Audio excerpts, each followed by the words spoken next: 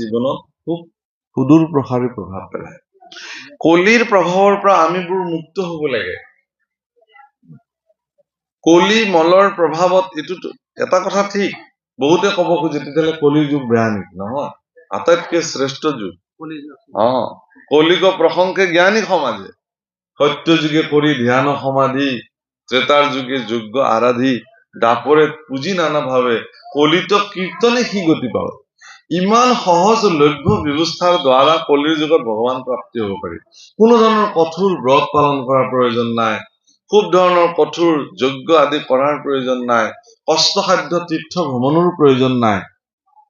সেইবিলাকো নালাগে বুলি কোৱা নাই, কোনোবাই কৰে যদি কৰিব পাৰে, কিন্তু সেইবিলাক নকৰাকেও এজন মানুহ যদি সামৰ্থ্য নহয়, কেনেবাকে তেওঁ তীৰ্থ ভ্ৰমণৰ সামৰ্থ্য নহয়, যজ্ঞ কৰাৰ তেওঁৰ যদি সামৰ্থ্য নহয়, মানে তপ ব্ৰত আদি কৰাৰ কাৰণে যদি তেওঁৰ শৰীৰ সক্ষম নহয়, তেনেকুৱা ব্যক্তিৰ কাৰণেও কলি যুগত মুক্তিৰ দুৱাৰ খুব প্ৰসন্ন হৈ থাকিল। কেনেকে?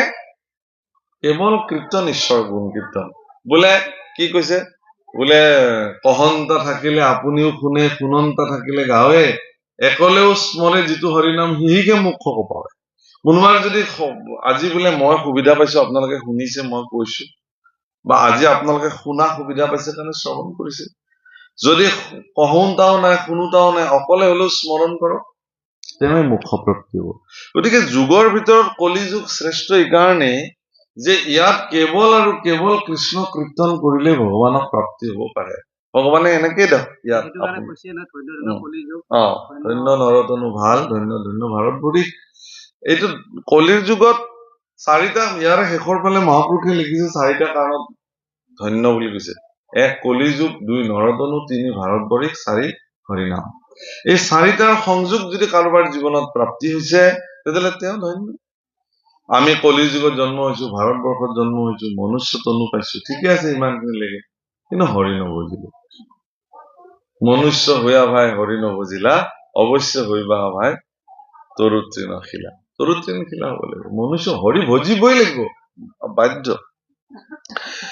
হৰি নভজি, এতিয়া সেইকাৰণে ইয়াত কৈছে কি, যে মই কোনটো কথা কব খুজিছিলো, যে মহাৰাজ পৰীক্ষিতে তেওঁৰ শৰীৰতো কলিৰ প্ৰচণ্ড প্ৰভাৱ আৰম্ভ হৈ গল, কাৰণ তেওঁ কলিৰ যুগৰ প্ৰথম গৰাকী ৰজা আছে।